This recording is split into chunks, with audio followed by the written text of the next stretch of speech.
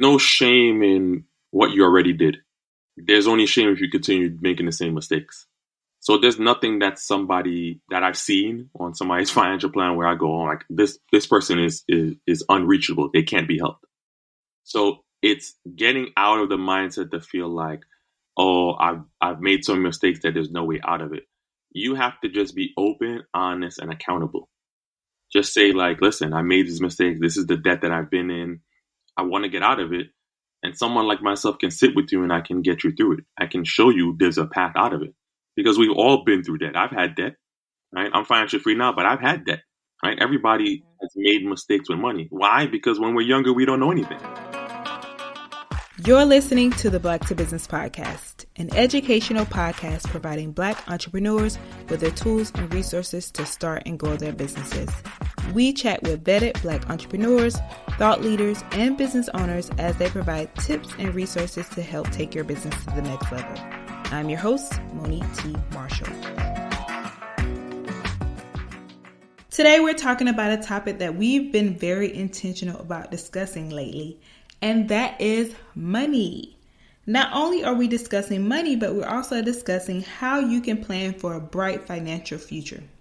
I wanted to make sure that we talk about this on the podcast because I genuinely believe that money can be used as a tool for the greater good, especially when it comes to business and building generational wealth. Think about it. There's this feeling of security when there's enough money to cover your business expenses, or having the ability to take some things off your plate because you can actually afford to delegate and hire. These are things that take money.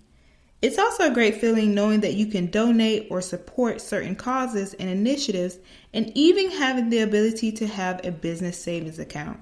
However, life is not set up that way for everyone, and we get it.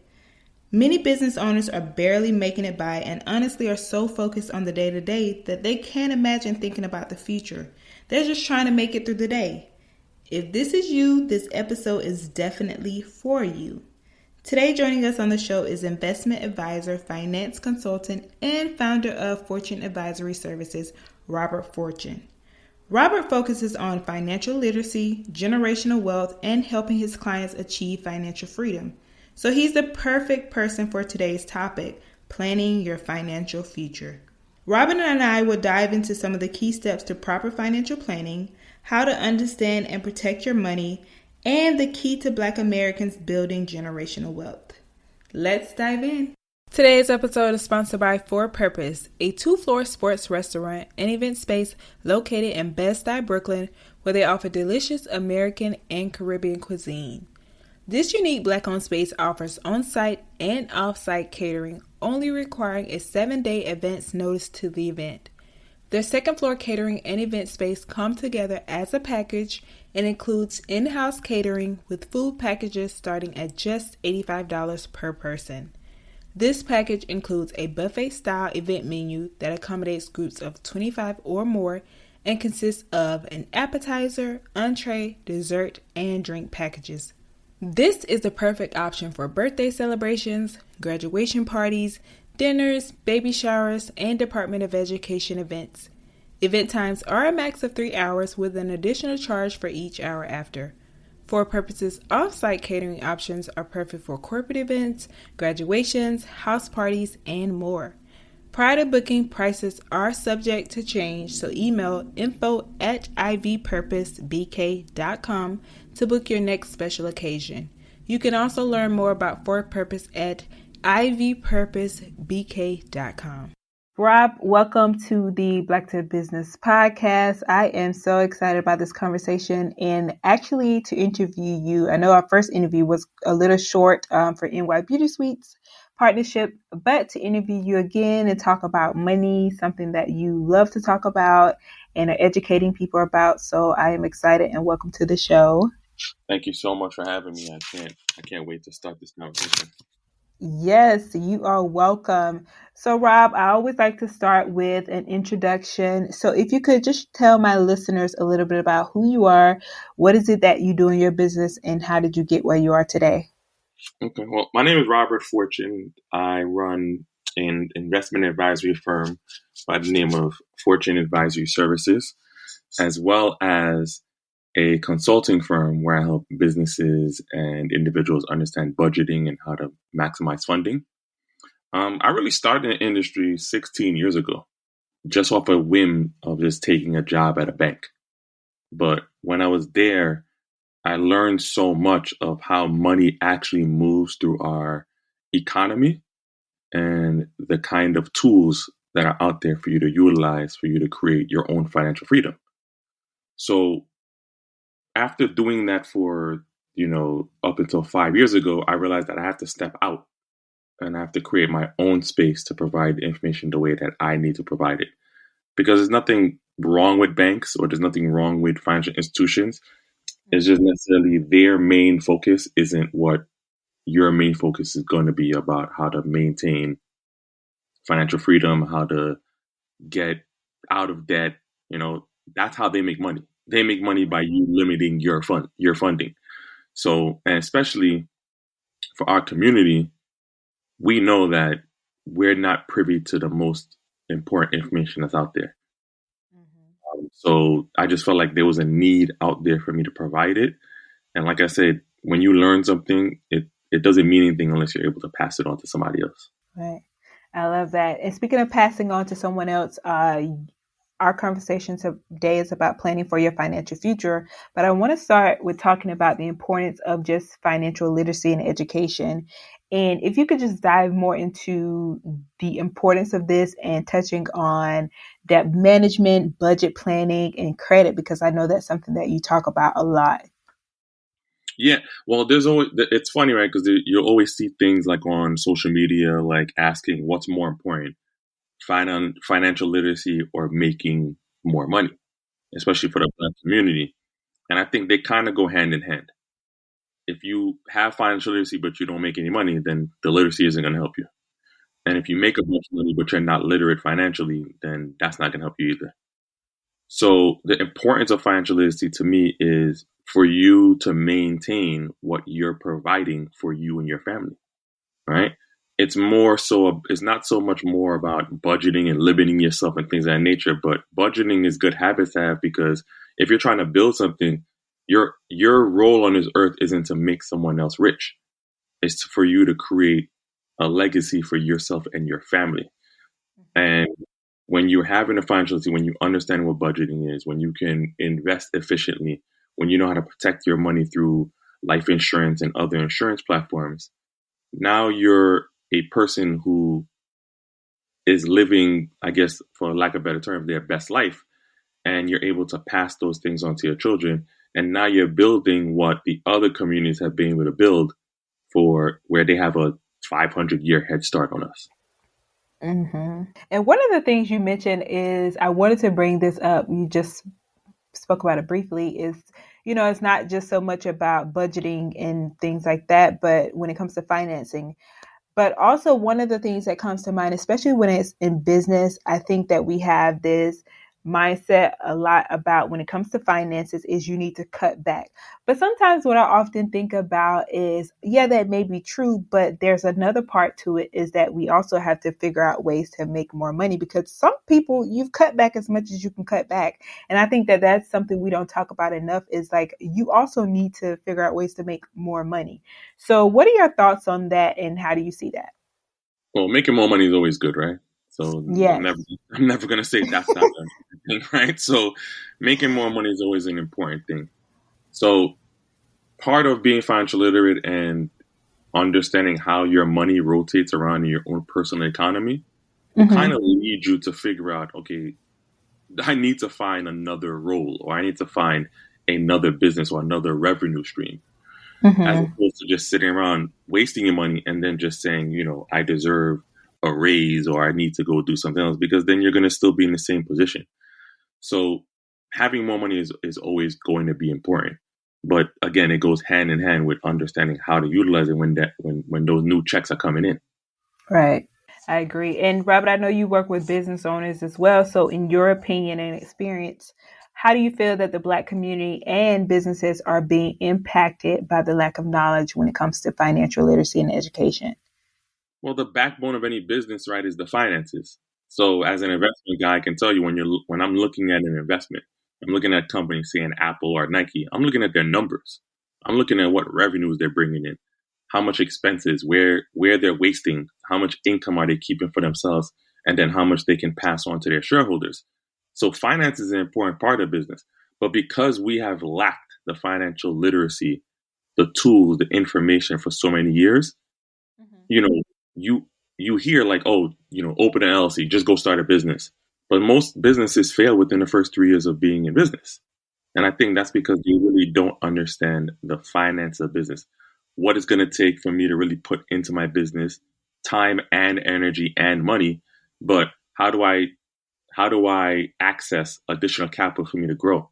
Because you don't want to be a small business forever. Like you may want to be a mid-size or a large or enterprise business, right? So for you to grow, for you to get more employees, for you to get more offices, for you to get more product, you need money for that. And if you don't understand on a small scale from when you start where my money's coming in and then either how I'm utilizing it or how I'm wasting it, then you're never going to be able to grow. And you're not going to have the proper business credit for you to get the funding that you need for you to grow. And it's no secret that there are so many disparities when it comes to, like you mentioned before, the wealth gap and finances for the Black community. What do you feel is ultimately or a part of the solutions to tackling these disparities for the Black community, for Black businesses? Like, what do you feel that the solution could be? That's a hard question, right? There isn't any like quick solution. It's really just figuring out what is it that I really want for my business. Am I starting the business because I heard like there's a bunch of money I can make in it? Or did I open up an LLC because I heard on Instagram that you should have an LLC? Or am I really starting the business because I have a passion towards what I'm providing these people, right? So like on your podcast, you have a passion. Like when I met you, you're passionate about what you're talking about. And I feel like for me, when I started my business, it's based solely on passion. Because when I first started my business, I didn't make any money, right? And I continue doing it. So when you're figuring out why you're opening the business, why you're starting it, and what your true benefit is to the community that you're serving, that's when you're going to see if your business is going to be successful or not. It's really important to try to figure out what is it that I'm doing and why am I doing it. And then now I know that if I'm passionate, I'm going to do everything in my power to make this a success, right?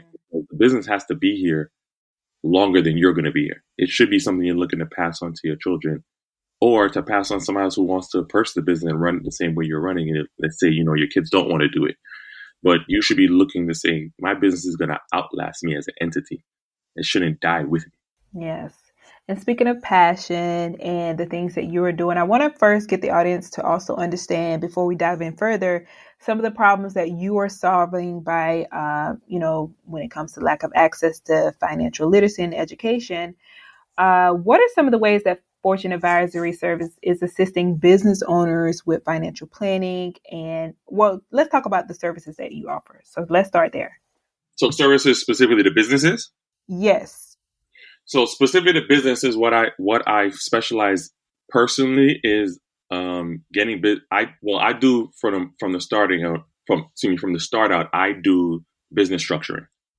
So I help them understand which level of structure is best for them, whether it's an LLC, sole prop, S corp, C corp, nonprofit, right? So once we understand that, then I give you the basic tools that I think like most people should know, but somehow they don't know, right? And it's not their own fault because you don't know what you don't know. But understand little things like opening up a business checking account, getting my first business credit card, right? Structuring these kind of things, and then getting a DUNS number, right? Signing up with nav.com so I can get offers for funding, right? But also like looking out for my other services I do alternative sources of funding. So it's not traditional banks. It might be other lenders that are looking to say, okay, I see this business, I see what they're trying to grow, I see what they're trying to offer. Let's go and give them the money that they're looking to get, lines of credit, loans, things of that nature, right? And then I do budget planning, right? When your revenue's coming in, like where is your money have to go, and how much money can you keep for yourself, and where you can invest that, either putting that back in your business or putting in the stock market and letting that money grow, right? Aside from that, I also do high level things, right? Like I do 401k service for business, 403B services for business where I manage their employees' retirement plans. I also do something called 412E planning, which is either defined benefit or defined contribution. On a quick note, that's where you're setting up it's basically like a pension style account for you and your own employees. But then you can go even more high level, and I can do something that's considered Section 162 planning, where we can leverage life insurance that's bought on the owners of the business and use that life insurance and the cash value in that life insurance as a collateral so you can get even larger amounts of funding. So you can grow your business at an even larger scale. So there's a lot of things that I can do for businesses, but everything is a step. Everything I'm talking about right now isn't something that everybody should go look out to go and do right away. But it's something you're planning to get, okay, let me set up my business. Let me get my business credit right. Let me get a line of credit so I can, maneuver the dollars on a every month basis payroll or accounts payable, accounts receivable. And then once I'm more structured, here I go. I need to set up a pension plan. I need to do an IRA for my employees, especially here in New York. There's a regulation that you have to have an IRA now for your employees. Like you can't go away with not offering them retirement anymore.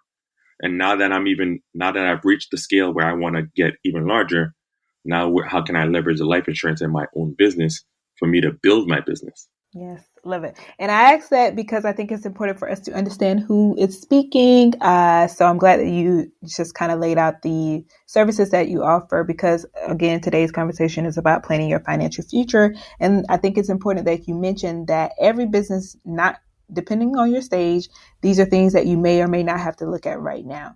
So I think the next step of the conversation is really just diving more into financial planning.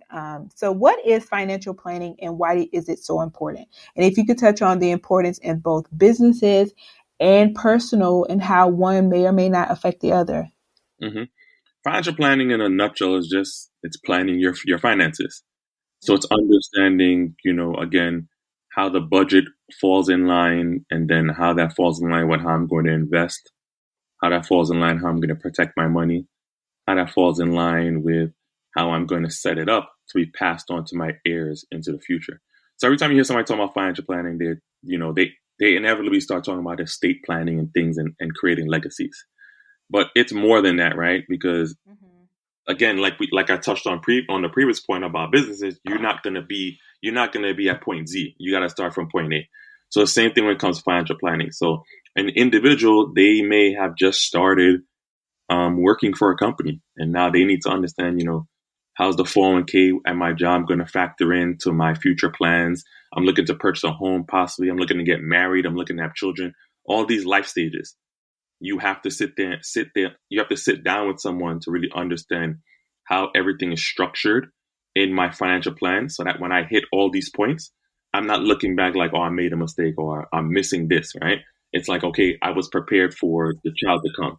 I was prepared to get married. I was prepared to have grandchildren. I was prepared to leave my job early. All that has to be part of a plan, right? Right. Is a roadmap. So that's essentially what financial planning is. When it comes to terms of businesses, it's the same kind of idea, but there's different things you have to worry about, right? Like the business isn't going to get married, but in a traditional sense, but the business can get married, right? There can be a merger. The business can also have children, right? You can spring off other businesses off that business, right? But if that's not an idea or a possibility within your plan, then you're never going to do it. So as financial planners, we have to kind of look out into the future for an individual or a business and say, what's the potential of this business or this person into the future? And kind of put things on the roadmap that we can kind of lead to at some point and understand, okay, this is where we're going to go to.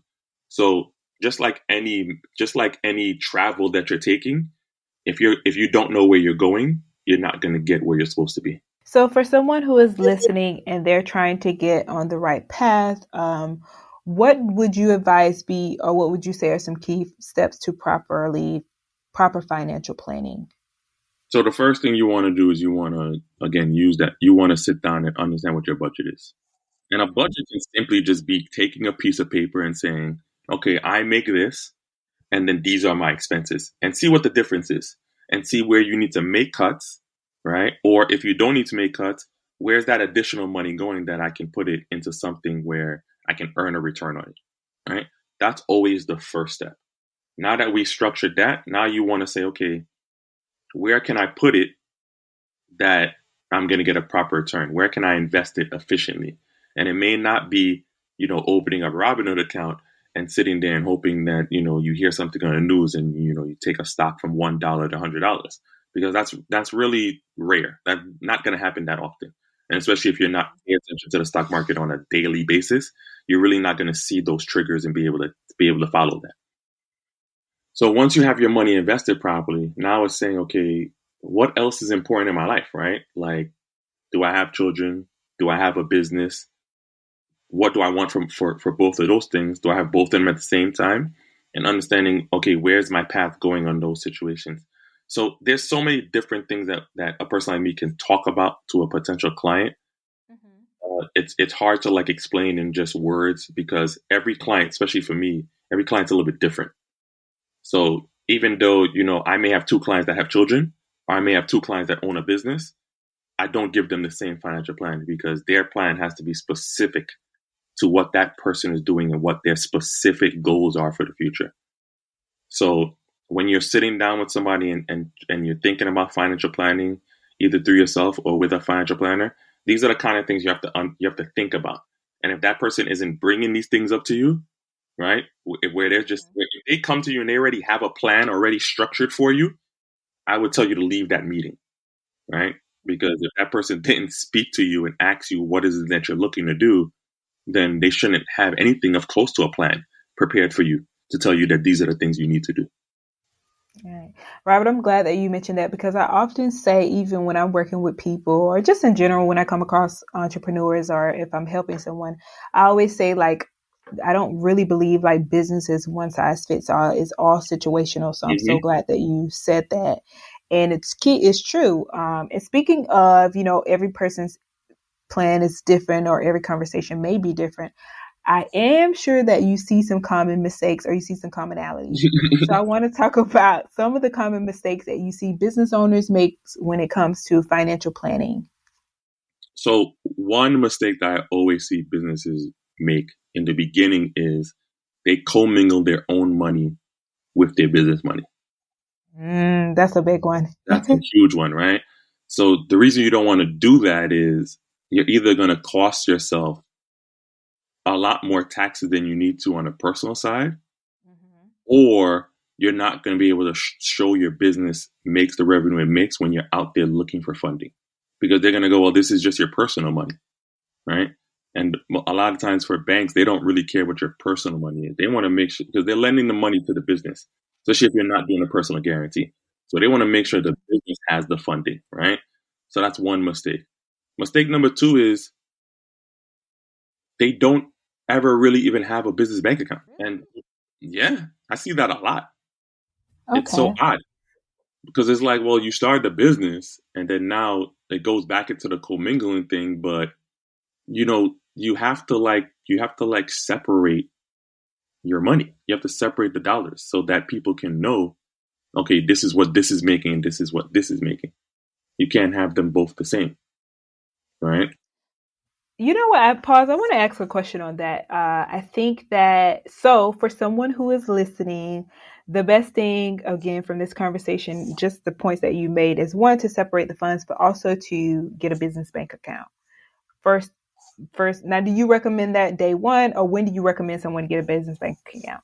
Yeah, so as soon as you get your LLC paperwork or your corporation paperwork, go to the bank and open a bank account.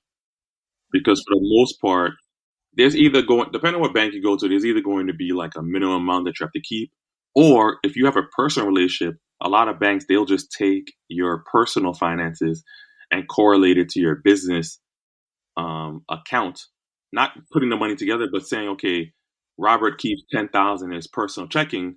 That's enough of a relationship overall so that his business account is free. Okay. I think a lot of times people don't go to the bank because they feel like they don't have enough money, or they don't have a lot of money to have at the bank. And it's like, well, you never know if you're going to start doing business right away, or you're going to start doing business. You don't really know when the money's coming in. When it comes in, you want to be prepared to have a place to put that money immediately when you get it. Perfect sense. And then, so my follow-up question to that would be, because you are the expert, and I ask these questions as if, someone is inquiring.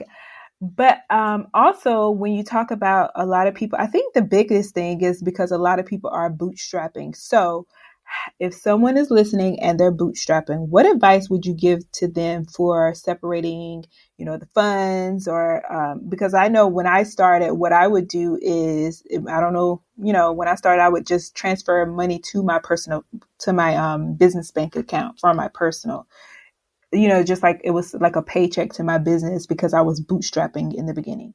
Mm-hmm. So what do you recommend? So in that instance, you probably want to say from the beginning, is this a business that I need to start right now?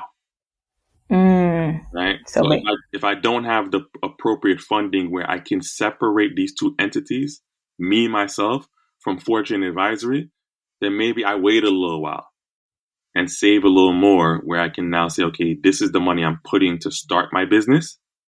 Right. And then now I don't have to do the bootstrapping. Right. So you're saying not to do, basically he's saying not to do what I did, guys. No. That's okay. I'll take the guinea pig. But now I'm just saying, like, it's like if you do a paycheck to your business. So you're saying don't do it that way. Wait until you have money. Yeah, because habits are easily formed, right? You are right. You're right. And I talk about that too. You're gonna do it a lot longer. And then now you put yourself in a position where you have to make some explanations, and you never want to get into a point where you have to explain things to the IRS. That's good advice. That is so good advice. I'm glad I asked that. That's something I did in the beginning. I don't do it now, but I mean in the beginning. So there we go. Perfect. Thank you for that. Mm-hmm. And okay, so another thing that you spoke about earlier is just like legacy and wealth building. And I want to talk about this long-term planning. So what do you feel are the key things in building generational wealth, and exactly, or, what does that look like? And if you could touch on how Black Americans can start to build this generational wealth, especially through our businesses. So the first thing that African Americans have to understand is that you may not be wealthy in your lifetime, and that's okay, right? Because when we're talking about generational wealth, we're talking about it past you, right? Like you're not going to be here to see it, right? If it's generational wealth, it's a set of money that you're going to leave your children, and then the lessons that you gave them through financial literacy, they're going to be able to take that money and make it tenfold, right? And then they're going to be able to pass it to their children, and then they'll take that money that's tenfold and make that tenfold, right? Because that's what's happened in the other communities, right? From the beginning of when this country started, there was a set of people that got wealth, and there were a set of people that didn't get it. And even after slavery, when we were quote unquote allowed to have different things, there's still certain things that they kept from us. They still kept education from us. They still kept land from us, and land at that time was the number one point of generational wealth, right? But there was also things like, so you couldn't buy the land, and then you couldn't even buy a house to be on any piece of land. If you had a farm or you were given land, they were told how much money that you were able to make and how much your land was worth. So even though you had it and you were able to have a sustainable business where you farmed and did other things, then you still weren't able to make any money because they set the prices for you on both ends, right? So I think that's like the first thing that people have to understand, because I hear it all the time. Like we used to hear older people say like, oh, when I go, I'm not trying to make anybody rich, right? To me, it's like, no, I'm fine if I'm not rich, if I can make my son rich, right? If my son can understand. Because at the end of the day, if you can leave your child $25,000 or $50,000, it may not sound like a lot of money. And honestly, it's not a lot of money, but it's still a starting point. Because if you think about where you started with nothing, right? Negative, right? You have people that pass away right now and they leave a house and the house still has a mortgage on it or 2 home equities. And then people go, I don't want to have to pay for this mortgage or pay for these loans, so I'll sell the house. but you worked so hard to build up your cash savings so you can buy this house and you own the property. And now, but then you also didn't provide any financial literacy to the next generation, so that when you were gone, they sold the house. And then what they do with the money? They end up blowing it. It ends up being gone. So that wealth ended with basically your generation. So that's what people have to really look for in the forefront, is say, okay, I'm really doing this for the next generation or generations, right? It could be even 2 or 3 generations before you really see any real wealth, and you have to just be okay with that. And you know what that makes me think about? It's when you're speaking about that, it's, we have to have these conversations. I think we had someone before, Nike Anini, talk about generational wealth and legacy building, but just really having these conversations with, our children or whoever may be the next to take over on why this is so important. And I think that that's that understanding, but then also even ingraining in them that this is legacy, this is wealth building. So you also, it's a responsibility to do it for those behind you as well. Because like you mentioned, any head start would have helped. Yeah, because think about it, right? This generation has the most ability to have access to information than any other generation. Right. So when I started thinking about it, when I was younger, I'd be like, "Oh, why didn't my parents do this? Or why didn't they teach me about this?" Mm-hmm. And as I got older, I realized they couldn't do it. It's not that they didn't Right. want to; they couldn't. They didn't have access to the information the way I had access to information. Right. And no one was rolling up on their door and saying, "Oh, Mr. and Mrs. Fortune, this is how you create money to leave for your son so he can become some success later." They don't want you to do that in the first place, right? So now I say all the access I had to this information, plus all the future access I'm gonna have to information. If my son ends up making the same mistakes I made growing up, then that's not his fault. That's mine, right? That's my fault. And I think about that all the time, to just say, like, I gotta make sure I'm doing the right things. And then as I do that, provide this information to him. And yeah, he may not get everything I'm talking about. Your child may not get everything that you're talking about. But trust me, later on, things are gonna click in their head. When they start that first job, when they want to buy that first home, when they want to buy that first car, and you told them, don't finance or only lease, whatever side of the coin you're on regarding cars, they're going to go, "Oh, my dad said this or my mom said this." And now they're going to follow suit with that, right? It's going to trigger them, right? So, you can't sit there and wait, well, they're too young and I'm going to wait till he's 30 and then I'm going to try to have a conversation with him. By that time, he's going to be in like, with student loans, he's going to be in like $200,000 worth of debt, and he's going to have credit card debt, and he's going to be paying somebody's rent that's paying their mortgage, and he's just going to be sitting figuring out, like, where was the opportunity for me to have a home and do all the other things. And by that time, and honestly, if he's not investing by the time he's 30, like, you left like so much money on the table. Yeah. And that's so true. It makes me think about a conversation I recently was having with my cousin, who's a realtor in Atlanta doing really well. And she spoke about at her event, young age, her parents made her read either Who Moved My Cheese or The Richest Man in Babylon, one of those books. Okay. She was like, she did not, she had to read it, but Yeah. she was like, "Oh my God, why are they having us read it?" Then she was like, after she got in like grad school or something, it was like a requirement to read it then or something like that. Mm-hmm. And she was like, "I've already read that." And just those things that made sense to her because, and she's doing really well, but it's like having her parents, have her read this at a young age. She Sure. didn't understand it now, but as she went through life, I'm pretty sure it helped her in her journey to where she's at now. Mm-hmm. 100%. So it's so true. So let's talk about, I asked you earlier some of the services that you're providing, but I also want to talk about, since we went over financial planning, building generational wealth, how Fortune Advisory Service is assisting business owners or people with, financial planning and building that generational wealth. Yeah. So, like I said, those services that I offer is something that was like, it was like a forefront of my mind for me to, okay, what is it that people are looking for, either individual businesses.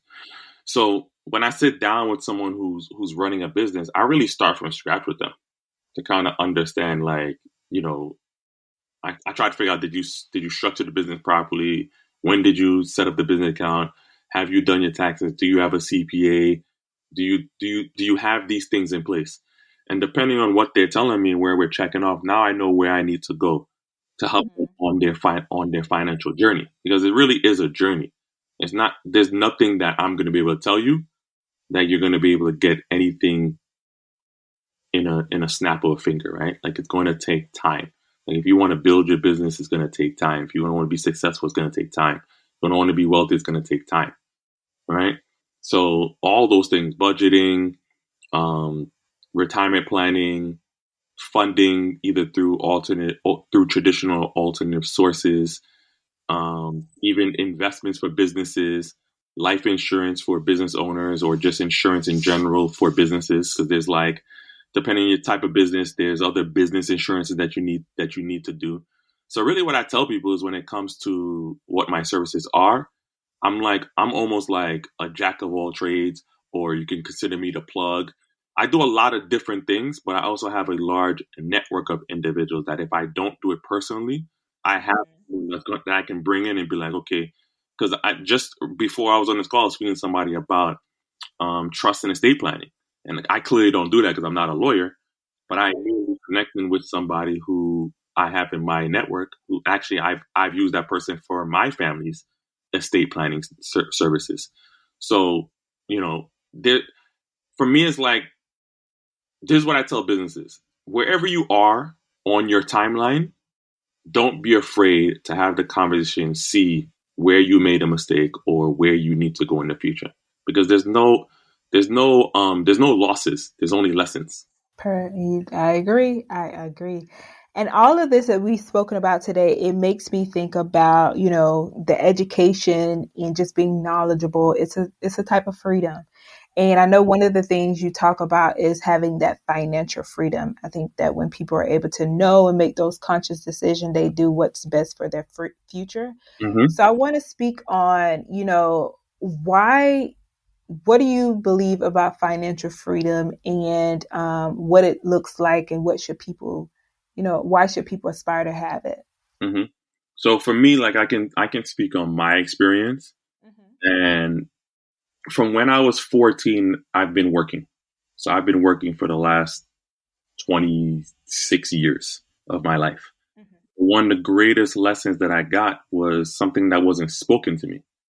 Like, when I first started working, I got my first paycheck. My mother brought me to the bank and had me open up a savings account and set up direct deposit. And from that point on, that set me on my financial journey for me to understand, when I do get paid, I could either blow the money on things that I don't need because I'm living at home. My parents basically take care of me, or I can just let that money grow. Right. And as time went on, I developed those habits so that when I first started working my first quote unquote real job, Mm-hmm. those habits stayed with me, so that when I got paid, I paid myself first. And then I went and paid my bills. And then I had, what the difference is, what you consider discretionary income, and I had a choice of what I wanted to do with that money. That was a little bit of financial freedom at that time, because I knew my things were paid and nobody was going to be asking me for payment. Nobody was going to be knocking on my door. There wasn't going to be any collections. That's freedom in itself, being able to be debt free. But as time went on, I developed debt, right? It's just what it is. I moved, I got into a relationship. I had a child. All these things became something different. But all the lessons that I learned through the time of me being able to create those habits, it helped me not stress. Because the main factor for people now when it comes to money is the stress that it brings, right? When you owe somebody money, when you get paid, like, somebody's hand is out first, right? The landlord hand is out, Con Edison's hand is out, the credit card company's hand is out, and you're paying them, you feel like you're just working to pay somebody else, right? So what I really teach people about financial literacy is, how do you maintain the money that stays in your pocket, right, while still doing all the things you want to do? So I'm at a point now where I'm debt free. So no, I don't owe anybody any money. So that's my financial freedom, and it actually gives me the ability to do all the things that I want to do. Whatever I want to do, follow my passion, go start another business, have a slowdown in business. It provides me that opportunity through my debt-free life and my savings that I've developed, plus my investments that I've developed. That's my financial freedom. Whereas if I chose to not work for 6 months or a year, I could do it, right? Right. And I think a lot of people, they don't have that freedom, right? They are stuck to the paycheck. They're stuck to somebody paying them, right? So when you're stuck to somebody paying you, you feel like you need that job. And you may have an opportunity now to go try something different or to go follow your passion, but you don't have any money saved or you owe this. So you're like, I got to stay here until I pay this off, or I got to stay doing this until I get more savings so I can have more emergency. So they don't have any financial freedom. And this is people, and I have clients that make well over $150,000 a year. Mm-hmm. And they still are not financially free because they're stuck in that rut of, I got to wait for my next paycheck to come because of how they spend their money. Right. Exactly. And that's so true. And I asked you to speak about that because, again, we're talking about planning your financial future. And I had a past guest on here. Lately, we've really just been talking about money, but Denise Ado, she talked about the money mindset. And one of the things she spoke about is, I think that when it comes to money, and especially when it comes to debt, that I really want us to talk about this because, one, it's a subject that a lot of people don't like to talk about, but it's also a subject that there is shame around. And I think that one of the things you mentioned earlier is that we have to be mindful of where we are, but creating that plan to get out of that place if someone is in that space that they don't want to be in. So what advice would you give someone who is listening and they're like, okay, I know I need to do better when it comes to my finances, my financial planning, but I just feel so much shame around it. Like, what would you tell that person in order for them to get out of that space, to get to where they need to be on this financial freedom journey, but also on this journey to building that generational wealth? I tell them like I tell all my clients, right? There's no shame in what you already did. There's only shame if you continue making the same mistakes. So there's nothing that somebody that I've seen on somebody's financial plan where I go, oh, like this person is unreachable. They can't be helped. Mm-hmm. So it's getting out of the mindset to feel like, oh, I've made some mistakes that there's no way out of it. You have to just be open, honest, and accountable. Just say like, listen, I made these mistakes. This is the debt that I've been in. I want to get out of it.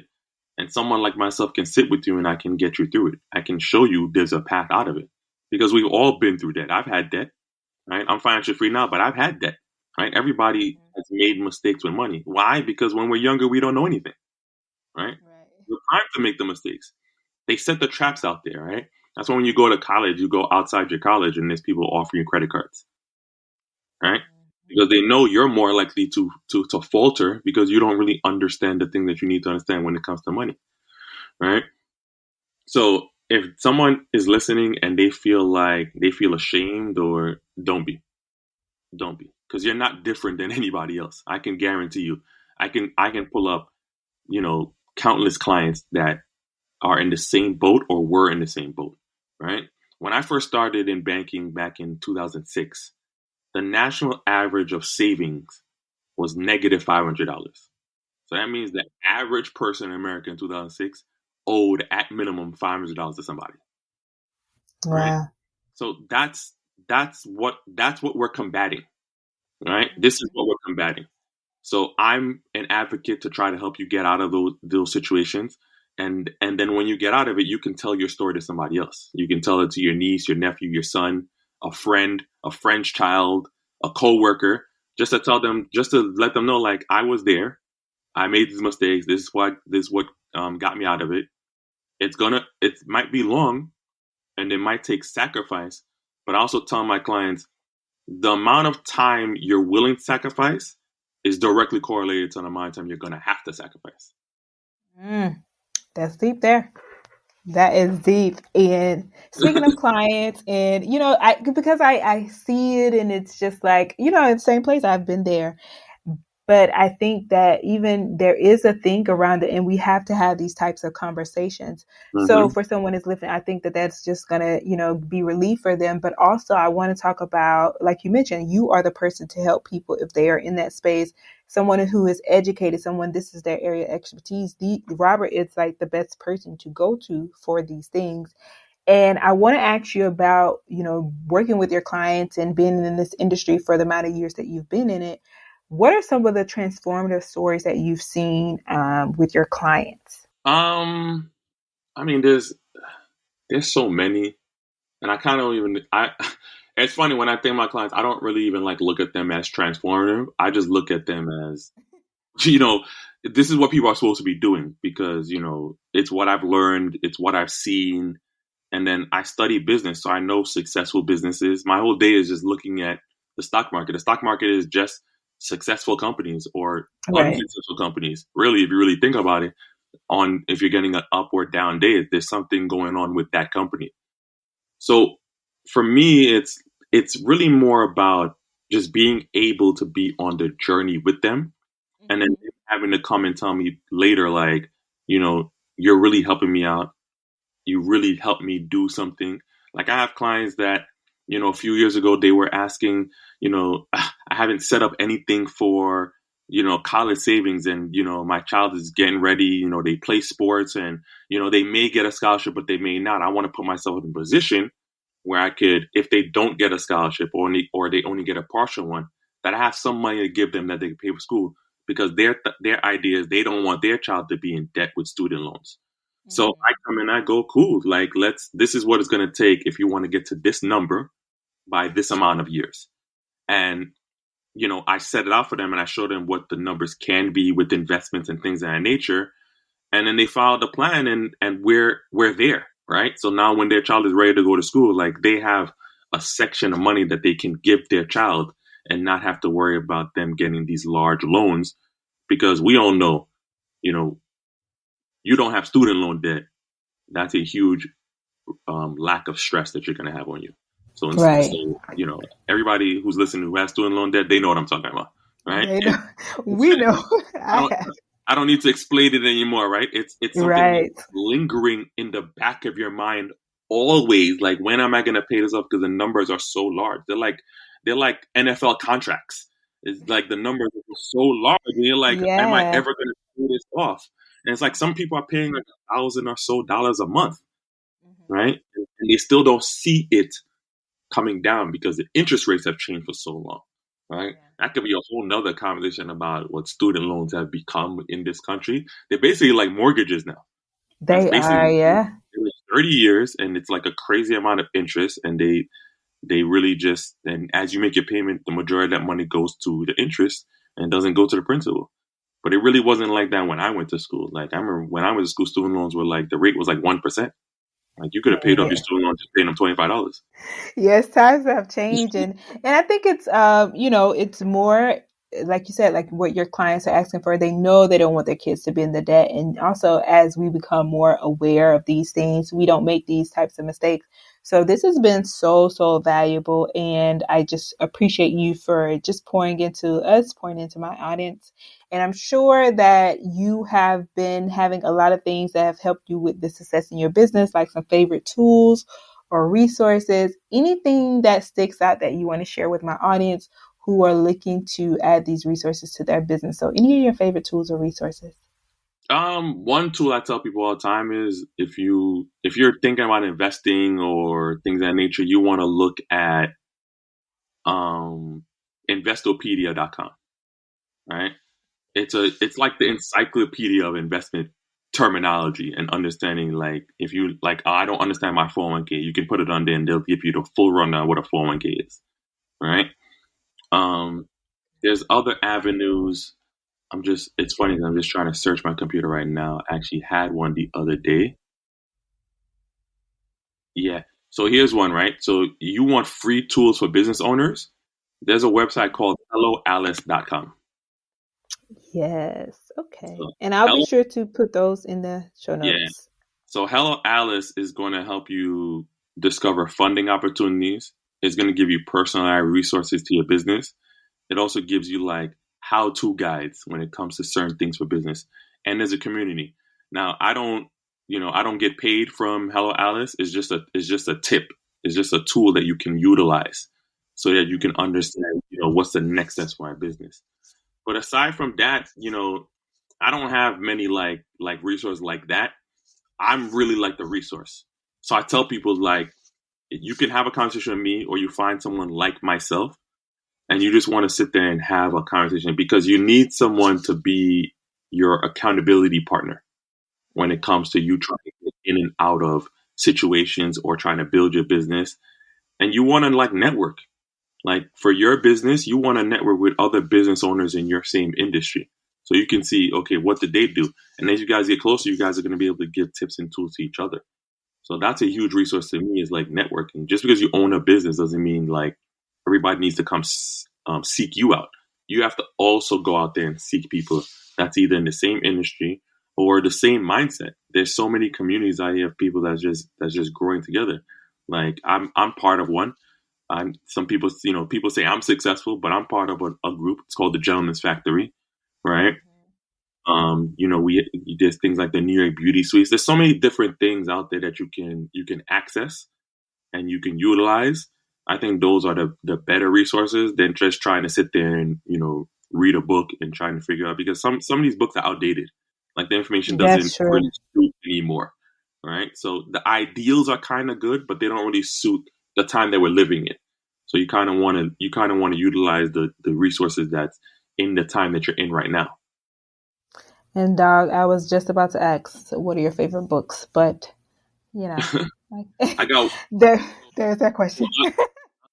I'll give you two, right? So okay, in my industry, there's a huge one. It's called that everybody reads. It's Rich Dad Poor Dad, right? And even for me, like that, a lot of that information, that book is kind of outdated because it was written so long ago, but the ideals in it still make sense.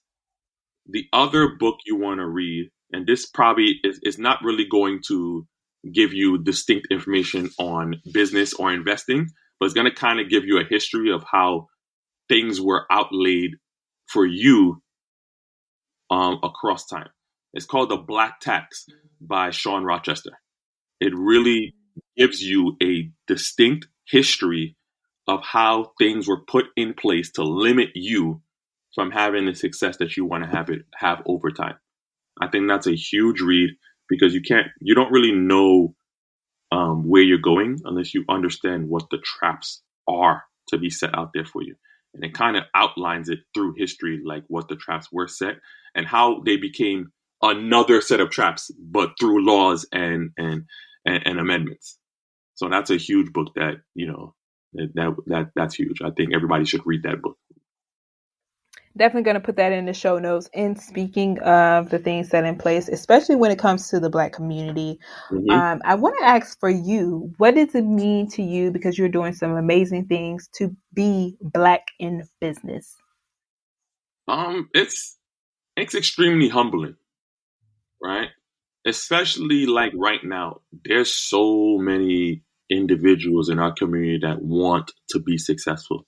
They want to own a business. They don't want to work for anybody. They want the liberation, is what I call it. And the fact that I've been able to achieve that, it's humbling to me, but it also means so much for me that I can provide this information to other people. Not really to be like an ideal that they need to try to aspire to, but just to kind of show you like it can be done. Right. And then through my network of other individuals who are Black, I can pass and I can show you more people that are out here trying to provide you the proper information the right way so you can be successful. Because at the end of the day, money is infinite. They print it like every day. So the point of us having to fight each other for $1, it doesn't make any sense. That's an ideal that they put between us for us not to trust each other. Right. So when you can see it and you can show it to somebody else and then now they can believe it, that's really the real power to me and why I continue to go forward. Because Monique, as a business owner, it's not easy. Not at all. It's not easy at all. So wherever you falter or things are tough, there's a light at the end of the tunnel. You just have to believe it. All right. And you have to actually go out there and make your success. Right. There's no one holding you back anymore. Right. And I think that's the most important thing that people have to understand is there's really no one holding you back anymore. So if you're not successful, it's really on you. I love that. I love that you said that because, and I often think about that as, there is really, like you said, people want that liberation. And I seen a post the other day and it was about, if you're able to pay your bills and do things like that to take care of yourself off of, your creativity or your business, like that's a great feeling. But I love that you said that even enough, it's an example to people like you are an example to people that it is possible. Yeah. And oftentimes it is hard, but it's like most of the time the jobs are hard that we've been in, especially if this is the route that you want to take. Other things are hard. So why not do this that's going to be hard and it's just like it's yours? Yeah. No, 100%. 100%. I love it. And Robert, this has been so valuable. So you are the man with a plan. People are wondering, how can they connect with you? How can they find you, support you? Please share. Okay. Well, best way to reach me is email. So it's rfortune@fortuneadvisoryllc.com. I give my number. You can contact me 347-206-3010. Social media, you can reach me on Instagram, fortune_advisory. If you reach my Instagram, you go on the link on my main page, then it has my link tree. On my link tree, you're gonna see my website, my email, all the other information of how to contact me right there as well.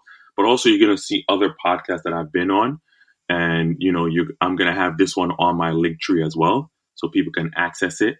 And then what I normally do every time I do something like this, I like to tell people, anybody who listens to the podcast and they feel like I'm someone who can help them, they want access to me, they can mention that they heard me on the Black to Business podcast, and I will offer you a free consultation of really any amount of time that you want for me to sit down and figure out what it is that you're trying to accomplish and how I can be in addition to helping you reach that goal. Wow, that is so amazing. That is so amazing. See, we have the people who are willing to help, like Robert. That is so amazing that you offer that. And I appreciate it. And make sure we're at the top of that link, okay? Of course. You're going to be Put us at the top. Okay. And make sure you all do, like you said, especially if like all of these things that we've talked about, and, mention the Black to Business podcast, but also implement some of the things that Robert is saying and take advantage of, his services. And if you find it valuable, please continue on. So thank you, Robert. Anytime. Thank you for being on the show. We appreciate you, and we appreciate everyone for listening. Thank you for being here, and until next time. Thank you so much. Another amazing episode. I love that Robert gave real and raw financial advice about being able to afford to start a business. As you all heard, don't do what I initially did, which is pour your personal funds into the business. Instead, allow your business to generate its own revenue and operate from there. So, create healthy financial habits and track your finances. This also makes me think about a recent experience where I had the pleasure of participating in a business incubator by the Gentleman's Factory, which Robert also mentioned them as well. And one of the instructors said something along the lines of, when you know your finances, you know your future. And that really stuck with me. As Robert mentioned, it's more than just budgeting. When you're educated about money and understand your money, you're equipped to protect your money and create a financial plan that benefits you and your business and future generations. Thank you so much for listening, and do us a huge favor and share this episode with a friend. Check out today's full show notes by visiting blacktobusiness.com/91. Chat with you next week.